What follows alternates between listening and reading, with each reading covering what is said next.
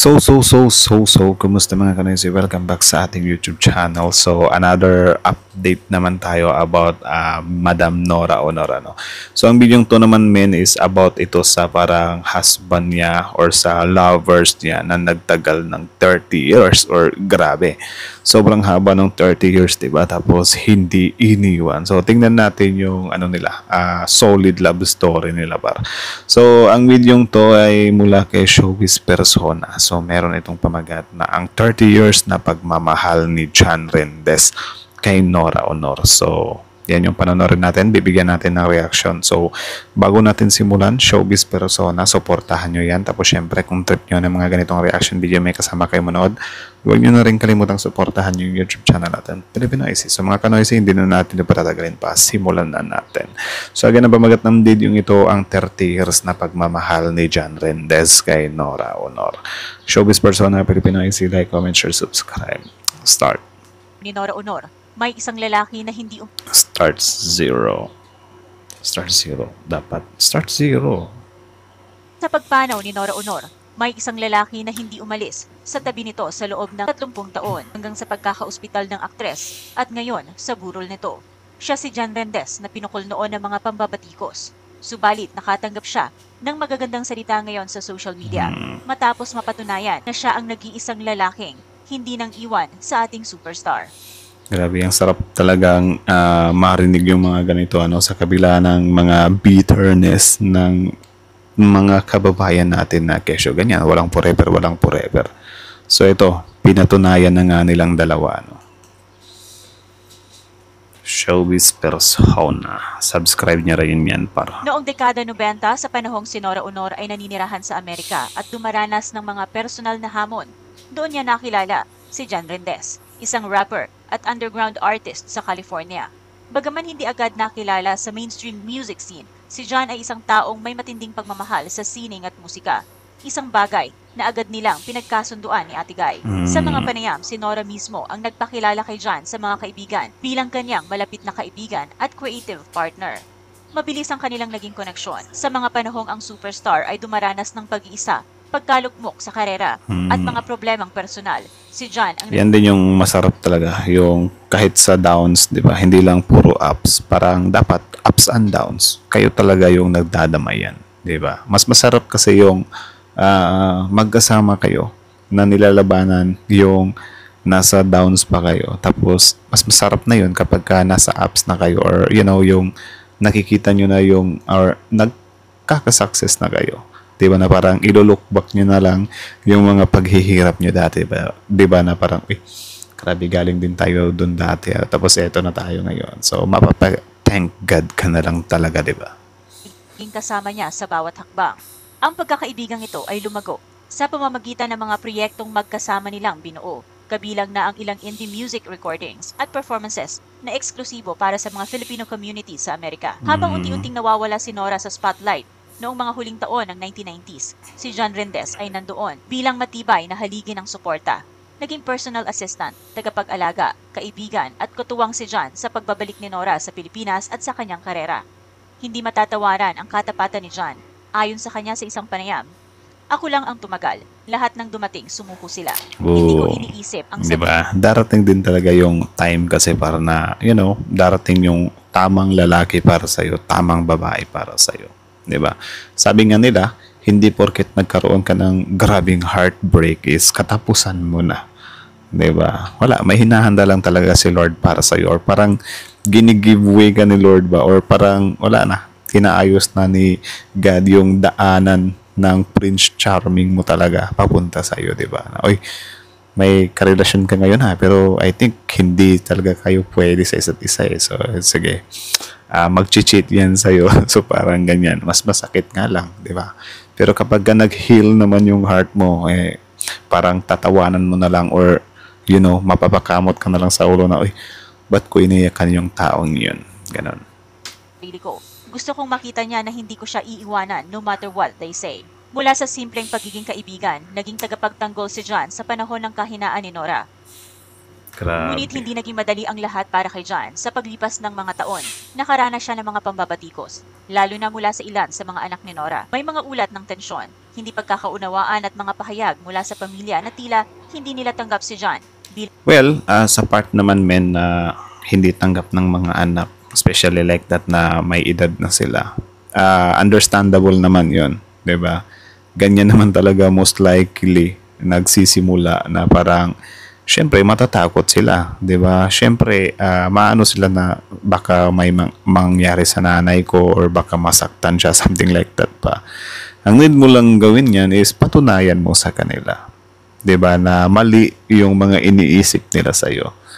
Yung iba kasi nawawalan agad ng nawawalan agad ng lakas ng loob. Kaya tumitigil. Hindi true love 'yan. bahagi ng buhay ng kanilang ina. Gayunpaman si Nora ay matapang na tumindig para sa kaibigan. Noong kanyang ika-70th birthday, humarap siya sa kanyang mga anak at nakiusap. Ayon sa kanya, mahalin natin yung tao. Kagaya niya, nandito siya kanina pero hindi siya nagpakita ng husto. Dahil alam niyang nandito yung pamilya ko. Ayaw niyang may masabi na naman ang tao sa kanya. Ito ay isang hayagang pagpapahayag ng kanyang malalim na pagpapahalaga at tiwala kay John. Ipinagtanggol ni Nora si John hindi lamang sa salita, kundi sa gawa. Sa mga panahong siya'y mahina, si John ang palagi niyang kasama. Ayon pa sa isang insider, yung tao din kasi, especially malalaki na yung mga anak, 'di ba, is parang ano din sila, anong tawag diyan? Medyo nalulungkot din sila. 'Di ba? Na sila na lang mag-isa or whatsoever. Ako nga yung asawa ko, parang sinasabihan ko siya kasi syempre magtatanong na what if daw, wag naman sana sumakabilang buhay siya. Mag-aasawa ba daw ulit, something like that, or ako mag-aasawa ba daw ako ulit. Ang sinabi ko na lang sa kanya, ako, if ever mawala ako, 'di ba, tapos bata ka pa naman or medyo hindi ka pa ganun katanda, hindi kita pagbabawalan, 'di ba, na maghanap or baka kasi ma-fall ka or may dadating din sa'yo, magpapaibig sa'yo ulit, 'di ba? Hindi kita pagbabawalan kasi paano na lang, 'di ba? Kung yung existence mo sa world is aabot pa ng 50 years or 30 years tapos wala kang katuwang, yung mga anak mo malalaki na, 'di ba? Mag-isa ka sa buhay. Sobrang sad nun. So parang inaano ko na lang siya na hindi ko kino-close yung possibility ba na kung deads na talaga ako, hindi kita pagbabawalan kung ano talaga yung gusto mo or sundin mo yung puso mo. 'Di ba? Yung iba kasi parang tinatakot nila ba. Though I think preference naman nila 'yan or nasa sa kanila din 'yan na parang sasabihin nila na kapag ka ako mawala huwag kang mag-aasawa muli na mumultuhin talaga kita, or parang ginagamit nila na basihan ba na kung mahal mo talaga ako, kung mawala ako, never ka na mag-aasawa. Something like that. Well, sa kanila din siguro 'yan. Pero para sa akin, parang unfair din naman sa buhay, 'di ba? Buhay na tao na halimbawa like that. What if simula nung nawala ako, mabubuhay pa siya ng mga 30 years, 50 years. 'Di ba? Tapos wala siyang katuwang sa buhay. Ang lungkot naman nun. 'Di ba? So something like that. So parang hindi ko din siya kinu-close na parang oy bawal ka. Diba? So, ganito, mga malalaki na yung anak niya. Mas maano din na, hayaan din natin yung natin, magulang natin kung ano yung gusto nila, kung saan sila sasaya, di ba? Diba? and took care of her when nobody else did. He made sure she ate. He managed her schedule. He was there even when it hurt. Nitong taong 2025, sa gitna ng patuloy na pagkilala kay Nora bilang isang pambansang alagad ng sining, si John Rendes ay naging tagapagtanggap ng kanyang mga parangal sa ibang bansa. Tsaka what if bigay din siya si God, tsaka what if bigay din siya kay God sa'yo? Diba na, uy, malungkot na tong anak ko So, bibigyan ko nga to ng taong magpapasaya sa kanya. Tapos hindi mo tinanggap. Depress ka. Diba? Baka lang naman. Isa na rito ang pagtanggap niya ng world-class Global Icon of Philippine Cinema 2025 para kay Nora sa Japan. Sa okasyong iyon, inialay ni John ang parangal sa kanyang partner in life and struggle. Muling nakita ng publiko kung gaano kalapit ang ugnayan nila. Hindi ito basta pagkakaibigan. Ito ay isang uri ng samahan na hinubog ng panahon, hirap at paninindigan. Nitong April 15, 2025, si Nora Honor ay isinugod sa The Medical City. Isa sa mga unang nandoon ay si John Rendes. Ayon sa ulat ng pep.ph, kasama si John sa mga huling araw ni Nora. Bagamat wala siya mismo sa oras ng pagpanaw noong April 16, nandoon siya sa mga sandaling kritikal ang buhay ni Superstar. Matapos ang kanyang pagpanaw sa pamamagitan ng Facebook Live, sinabi ni John ang mga kategang, "Wala na ang Superstar. Wala na rin akong dahilan para mabuhay." Saad niya pa, "Hindi ako Grabe ano. Wala na din akong dahilan para mabuhay. And I think normal lang naman talaga yon na na mararamdaman. 'Di ba? Sasabihin ng iba, sinasabi mo lang 'yan. Tapos after mga ilang years mag-aasawa ka rin ulit. Hindi natin alam. 'Di ba? Tsaka naman, 'di ba? Natural naman talaga 'yan na kapag halimbawa ganyan, kakamatay lang ng tao, lang namang magsaya ka. 'Di ba? Masasaktan ka talaga. Kaya nga meron tayong tinatawag na move on stage, 'di ba? Kapag ka naka-move on ka na, alangan namang balikan mo pa yung pain, 'di ba? Na wala na akong asawa, gaganyanin mo pa. Tsaka sabi nga nila, let them rest in peace, 'di ba? Yung mga deads kasi, mas nakakapag-rest sila kapag ka nakakapag-move on ka na. 'Di ba?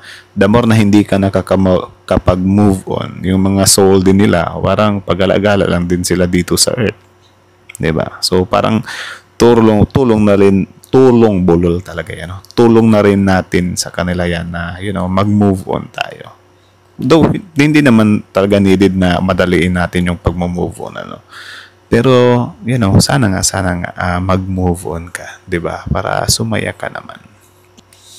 hindi ako sikat. Pero ngayon, parang nawala rin ako. Ang linyang ito ay tumimo sa puso ng Noranians. Pinatunayan nito na higit pa sa pagkakaibigan ang ugnayan ni Nora at John. Ito ay pag-ibig sa pinakamalinis na anyo. Sa burol ni Nora Honor na ginanap sa Heritage Memorial Park, dumalo si John Rendes. Sa isang video ni Gorgie Rula, makikitang nakipagkamay siya kay Christopher De Leon sa harap ng kabaong ni Nora. Ito ay isang emotional na tagpo. Ang dalawang lalaking pinakamalapit kay Ate Guy sa magkaibang yugto ng kanyang buhay. Nagbigay galang din si John sa pamamagitan ng panandaliang panalangin sa tabi ng kabaong ni Nora, kung saan tahimik siyang lumuhod at tinapik ang kahon habang hawak ang isang maliit na larawan nila ni Ate Guy mula sa Amerika. Ang kanyang presensya roon ay hindi lamang simbolo ng pamamaalam. Ito ay isang paninindigan na siya'y naroon hanggang sa huli. Hindi siya bumitaw. Sa loob... Tsaka matanda na din pala yan si Ramon Montenegro. Kala ko talaga mga nasa 50s pa lang siya 'Di ba? Lalang, sobrang bata niya pang tingnan. Nang mahigit na 30 taon, hindi naging madali ang lahat para kina John at Nora. Ngunit ang kanilang samahan ay naging simbolo ng tunay na katapatan. Sa mga panahong iniwan si Nora ng karamihan, si John ay nariyan. Sa kanyang pagkakasakit, pagbagsak ng karera at hanggang sa huling sandali, kasama siya ni John Rendes. Isang Noranian ang nagkomento sa social media. "Hindi ko siya kilala noon pero ngayon, utang namin sa kanya ang katahimikan ni Ate Guy sa mga huling araw niya." Maraming Noranians ang... Parang siya, post of appreciation. 'Di ba? Na parang, may nag-take care. Di gaya ng iba, 'di ba? Namumugbog pa, anak ng teteng. Maasa na balang araw, mabibigyan din si John ng pagkilala, hindi bilang artista, kundi bilang taong walang sawang nag-alaga at sumuporta sa superstar ng bayan. Samantala, tila naging maayos at magalang naman ang ugnayan sa pagitan ni John Rendes at mga anak ni Nora. Ito ay makikita sa mismong burol ni Nora Honor, kung saan kapansin-pansin ang pakikipagsalamuha ni John sa pamilya at mga kaibigan ni Nora. Diba? Di mo talaga masasabi na pera lang yung habol niya. Kasi nagtagal sila ng 30 years Tayo nga, mga 2 years in a relationship pa lang, parang gusto na nating sumuko, diba? Kapag every time nag-aaway na parang, oh my goodness, ano ba itong pinasok ko? Mga ganyan, diba? So, parang lang talaga yan. Patagalan na lang talaga. Kabilang sina Ian De Leon at Lotlot De Leon. Ayon sa mga ulat, matagal nang maayos ang relasyon ni John sa mga anak ni Nora. Noong 2023, sinabi ni Matat De Leon na tanggap na nila si John bilang bahagi ng kanilang pamilya. Ipinahayag din ni John na Tsaka din niya sinukuan talaga. Kasi yung mga pagtutol naman kasi ng mga anak men, parang pwede mo din kasi siyang isipin as a test. 'Di ba? Alam nga namang i-embrace ka agad. Oy, welcome to the family, welcome to the club. I love you, I like you. Kapag ganoon, mas malaki yung chance na lulukuhin yung nanay nila. 'Di ba? Kasi sobrang sobrang smooth lang ng ng pagpapakilala. So yeah. Malapit siya kina Ian at Matet de Leon na nakatrabaho pa niya sa ilang proyekto. Ang presensya ni John sa burol ay sumasalamin sa kanyang mahalagang papel sa buhay ni Nora at sa kanyang pamilya. Ang kwento ni Nora Honor at John Rendez ay isang napakagandang paalala sa mundong puno ng intriga, pagsubok at kasikatan. Tama. Ang tunay na pagmamahal at pagkakaibigan ay nananatili. Si John ay hindi isang anino sa likod ni superstar. Siya ay isang haligi ng kanyang mundo. At sa huling yugto ng buhay ni Ate Guy, si John Rendez ang siyang tahimik na saksi. Isang tapat na kaibigan na nanindigan hanggang sa dulo. Sa puso ng mga tunay na Noranians, hindi makakalimutan ang lalaking iyon na palaging nasa tabi ni Nora. Saludo, Hindi para sa saludo. kamera, hindi para sa kasikatan, kundi dahil mahal niya si Nora Honor sa bawat kahulugan ng salita. Ngayon, ang dating mga batikos ay napalitan ng papuri. Sa social media, dumarami ang mga Noranians at netizens na nagpaparating ng kanilang respeto sa kanya. Isa siyang larawan ng katapatan ng hindi pagbitiw sa panahong mas kailangan ang presensya kaysa sa mga salita. Grabe. Ayon pa sa isang netizen, "Salamat John Rendez, isa kang tahimik na bayani sa buhay ni Nora Honor." Ooh, dang, kinikilabutan ako dun ah. So, yan lang naman mga kanoises. So, kayo na masasabi nyo dito, comment down below. Tapos yun, pag-usapan natin yan sa comment section. So, again, ang video to ay mula kay Showbiz Persona. So, supportahan nyo yan. Original video link ito description box below. Tapos, panoorin nyo rin, subscribe nyo rin. Tapos, syempre, bago nyo iwan yung YouTube channel natin, Pilipinoise, don't forget to like, comment, share, subscribe. So, yun, kita nyo yun, 30 years, paano? 'Di ba? Though may mga ganyan din naman na pagsasama talaga. Kasi yung parents ko magti-29 na ako. 'Di ba? So I think mga 20 na din sila, matagal-tagal na din sila, 'di ba? So naabot din nila.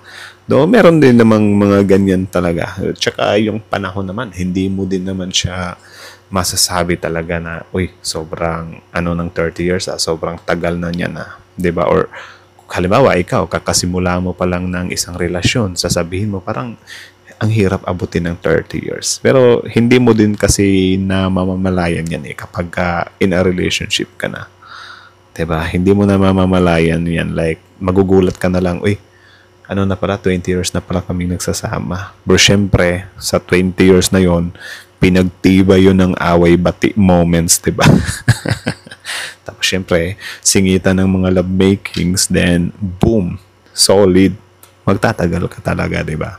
So, yan lang naman. Saludo kay Sir John Rendez. Yan, ganyan talaga dapat. Ipakita natin sa mundong ito na hindi lang puro cheating, hindi lang puro bitterness, na kesyo walang forever, 'di ba? Na maghihiwalay din kayo. Ipakita natin yung mga ganito na kahit tutulan man ng mga anak yan, bahala kayo dyan. Diba? Ipaglalaban ko yung pag-ibig kong wagas para sa nanay nyo. Papatunayan ko. Diba? Kasi sa huli, ang lalaking hindi sumusuko is siya naman talaga yung panalo eh. Diba? Though, kapag ka in a relationship ka na, wala. Ewan ko na lang. May mga din kasi, yung mga babae, may mga topak din talaga, especially may mga monthly period sila, Pero I think part yon ng relationship, isa yon sa nagpapatrial ng relationship, isa yon sa nagpapatibay ng relationship, 'di ba? So, yun, sobrang saludo kay Sir John Rendez. Ako nga gusto ko ding magtagal talaga, like forever talaga, 'di ba? Na kung kaya nating i-maintain yung sweet tayo kahit senior citizens na tayo, gagawin natin yun pa. 'Di ba? Gusto nating maging ehemplo din talaga sa mga salinlahi natin. 'Di ba? Ipakita natin na nag-i-exist talaga yung lalaki na, magmamahal talaga ng tunay. 'Di ba? So, anyways, hanggang dito na lang muna. So, kayo na masasabi dito, comment down below. Tapos yun, pag-usapan natin sa comment section. So, again, rest in peace, Miss Nora Honor, Madam Nora Honor, Ma'am Nora Honor, 'di ba? So ngayon finally nalibing na nga siya sa libingan ng mga bayani and yun, deserve niya naman talaga 'yon. So saludo, and syempre maraming salamat sa mga naiambag mo sa industriya. And that's it.